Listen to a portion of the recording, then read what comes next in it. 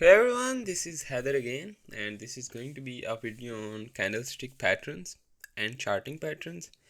So similar to technical analysis and technical indicators, candlestick patterns are something that a lot of traders use, and sometimes they work, sometimes they don't, but it's a really good tool to have in your arsenal. So that's why we are going to talk about it. But again, a disclaimer here, please know that they don't always work. You always need a confluence of some factors along with candlestick patterns in order to make really good trades. But still, it's a really useful tool. It works quite a lot, not always obviously, but a good thing to know about. So this is the video for all the new traders.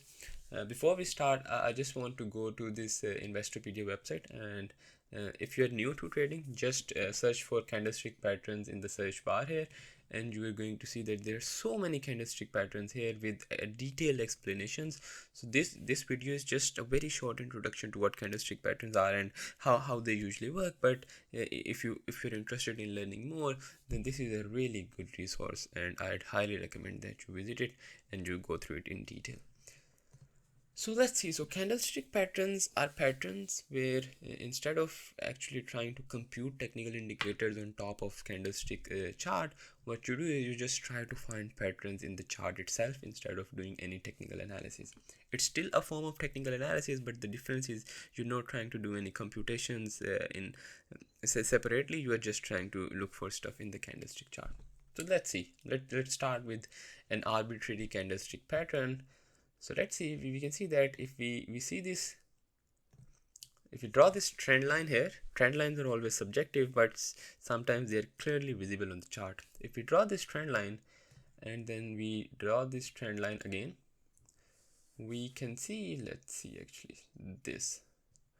So this trend line, we couldn't cross it before, then we crossed it, then we went back to it, then we went up, then we went down, then we again, this trend line we went up. If you have seen any of the support and resistance videos, you know that this is now a resistance, this is a resistance again, and this is a resistance again.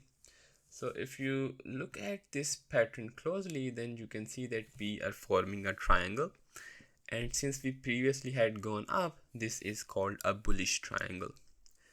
And what happens most of the time is when you have a bullish triangle, when we squeeze the price really tight, then we usually break out of that price, and then once we break out, those breakouts are really good entries for a bullish run or for a bullish position. So you can see that here, right? We kept sort of squeezing right in this triangle where the lower trend line acted as a support, the upper trend line acted as a resistance, and then when we broke out, this would have been a really good entry, right? So that's just one candlestick pattern. It's called bullish triangle. Then we also have some others. So again, these patterns are slightly subjective. So the same two different people can draw different patterns on the same chart.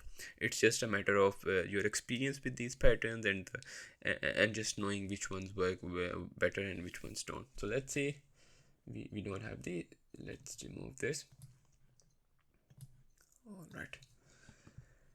And now let's actually draw this line. Now you can see that this has been somewhat of a good trend line as well. You can see that the price dipped here, although this candle was low. This still acted as a support here. Then we also came down here and this acted as a support, and then finally we went above it. So this, especially if the price has been bullish before this formation, this is called a bull flag. You can see that this formation is something like a flag, the pole of a flag, and then this would be the, I would say, the pole, and this would be the flag. So this is called a bull flag, right? So again, once we break out of this bull flag, you can see that we went up quite high.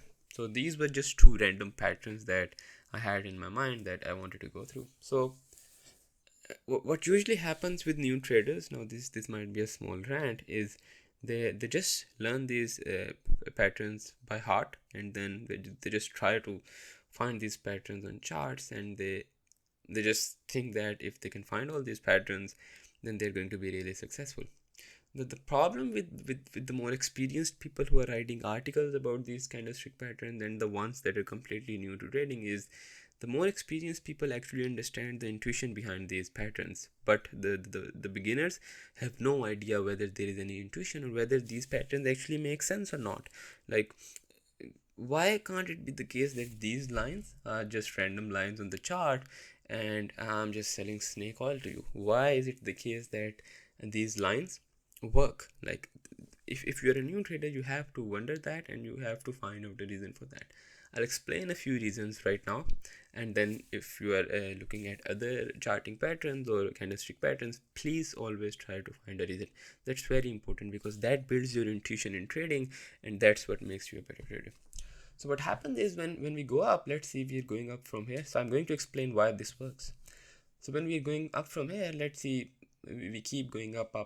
So let's say someone started buying here, and overall people expect that the price is going to continue going up, and a lot of people start buying here. We actually had a breakout here, right here. So this was a resistance level. We finally broke out, and then we just kept going up, and finally then we stopped again. So let's say people bought here. People expected at this point in time that PLTR is just going to go away, go up, and they kept buying. Now at this point in time, let's say this is from a 10 to a 30. So that's a $20 increase in the stock price, and I believe that's like a 100 or 2% total increase. That is huge. Now there are millions of participants in the market, so not all of them are going to think alike. So what happens is, when the price keeps going up, then there comes a point that can be any point. Some people think that there are these Fibonacci technical analysis, Fibonacci based technical analysis that can figure these points out, but that's a topic for another video. Now, there comes a point where people are going to want to take profits. So when the price goes here, let's say there has already been about a 1 or 200% increase. That's a huge increase. Some people obviously want to take their profits and get out of the stock since they are happy with their profits. Let's say at this point in time, people are just going to start getting their profits. And a very interesting thing that you're going to see here is that when we were going up, the volume here, the volume was very high, right? The volume kept increasing. But when we started to go down, the volume just dried up. That is a very important point that you need to understand. Now what happened here was, when we were going up, people were just buying shares for PLTR, which made the price go up even more. When we reached somewhere here, and you can see some selling began, the selling volume was much less than the buying volume from the previous rally. What does that tell you? That tells you that less people are actually selling. Out of all the people that bought the stock in the previous rally, let's say about 20 or 30% of the people are selling. What does that mean? That means that the overall expectation from all the people in the market, or at least from a majority of people in the market, is still bullish. They're not selling their stocks, which is why when you pull back to, let's say, any level, or when you form these formations on pullbacks, whether it's a flag, whether it's a triangle, whether it's a pendant, you'll see all these names. When we're pulling back, the volume is low, which tells you that the overall expectation for the stock is still positive, which means that only, let's say, 30% of the people actually sold and they took their profits. So this wasn't really a downtrend. This was just profit taking.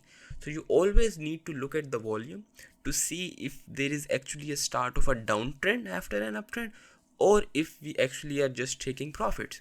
Because when we are taking profits, when we are in an uptrend and there is some profit taking, then we are going to resume that uptrend soon again. So another thing you can see here, so let's just delete these lines because these are always subjective. Another thing you can see here, right at this point, below this point, we have the 50 moving average as well. So that many times act as a support as well. So that was another signal that we went up, we went down, and we fell almost right on the 50 moving average. So as long as we are staying above the 50 moving average, we are still in an uptrend, like by definition, let's say. So we have very low volume, we are not really breaking the trend, we are still above the 50 moving average, and we are only slightly below the 20 moving average. So the trend remains up. The volume on the dip is low, which means it's profit taking, it's not a downtrend. And then finally, when all of the people that wanted to take profit have sold their positions, there are still people that want to buy this stock, because when people are selling their position, and the other 70%, let's say, are still keeping up, keep holding their positions, that means that the supply is drying. Again, this is an important concept, because now all the people at this point in time, all the people who wanted to take their profits have taken their profits, and all the people who wanted to continue keeping their shares are still keeping their shares. So which means that the people who are taking their profits have sold their shares to other people, and there is no supply in the market. Whenever there is no supply in the market and there is just a little bit of demand, price goes up significantly, like price shoots up. And that's what you're saying here. Look at the volume in these candles. We had this squeeze of a price, and then the supply dried. And then we talked about volume shelves in the last video, in one of our technical analysis videos. You'll see that we have the volume shelf right below this. So this was a really good support level. The supply had dried up, and we also dipped on low volume. So all signs were positive, which means that as soon as there was some demand, let's say the price just shot up, and it went up from about 22, I believe, 22, 23 to about 45 actually. So that was another 100% increase. So that's how you need to learn these candlestick patterns. You should not cram them, because that's just the wrong way of going about these candlestick patterns. Let's see if we can find something else. All right, so I believe, let's see if we have a trend line here. All right, we can see that this trend lines are candlestick patterns are mostly just a combination of different kinds of support, resistance lines, trend lines. So that's why I'm focusing more on these trend lines. You'll see that all these bulls, pendants, triangles actually are made of these trend lines. So we can see that we have this trend line here. This acted as a resistance. By this point in time, we actually know that this has acted as a resistance twice. So now we can form the trend line, and we can just extend it infinitely. So we can see that at this point in time, we were consolidating below this trend line, and we finally broke it here. Let's see. Yeah, and the volume increased just slightly, and in the next few candles the volume started to increase. So we actually broke this resistance, and now you can see that instead of going down, the trend is actually starting to consolidate or get flat. So you can see that the moving averages were facing down here, but now at this point in time the moving averages are flat. So this right this point might have been a good buy as well, because we have broken this trend line resistance. What people do is, so we have this resistance, and now you can do this as well. So now some people actually, we can do this, I believe. Yes, this. So this looks like a wedge, a downward wedge, and again this is another candlestick pattern, but you need to know the reasons of why these candlestick patterns are working. Again, the price is now consolidating. It's the volume here has dried up. You can see the volume was pretty high here, but now let's say the shorts are almost done, sort of making the price go lower, and now maybe the bulls are going to take over soon, because the shorts are just not doing much here. And once we break this and we have some volume, that means the bulls are picking up again. But obviously, if you've seen my video on technical analysis and anchored VWAP, you are going to know that we have resistance right here. So what you are going to do is you are going to wait until we finally break this resistance as well, and then above that we actually have, let's see, we have one resistance here. So once we break this level, let me see, this level, there is actually no resistance until this level, and then there is no resistance until this level. So that would be a really good entry. But this you might have thought that I was going to go over 20-30 different candlestick patterns. I just wanted to go over 2-3 and sort of give you some context into what these are and how they are used, and what are some of the pros and cons. One great thing that I think you might be able to learn from this video, and that I want to talk about, is how do you identify patterns or pressure, bullish or bearish pressure, from single candlesticks. That's a really important thing that a lot of people miss. They try to find all these patterns, but they don't look at these candlesticks to figure out what's going on. So I'm going to explain that here. So what happens is, let's actually go here. So let's say we just saw that we broke out of here from the triangle, we went up, but the next day you can see that if you know about candlestick, you can see that we opened here, this was the high, then we closed here, and this was the low. Now we just broke out of a triangle and there is enough bullish pressure. Then why are we seeing this weird candle? Shouldn't we just, let's say, open here and keep going up? Why did we come down so much? What does that tell you? That tells you that there is some bearish pressure in the market, so you need to be careful. So this was a really good candle because we opened here and we just went up all day. We did not stop at all. So that meant that we are like going at full speed in a bullish environment. But the very next day, you can see that people just didn't want this stock to go up a lot, which is why we have all this area where the price actually went below the open. So all this, we opened here and then we went down, and that was a big move. I believe that was a $5 move. And the very next day, we are again not sure what we want to do.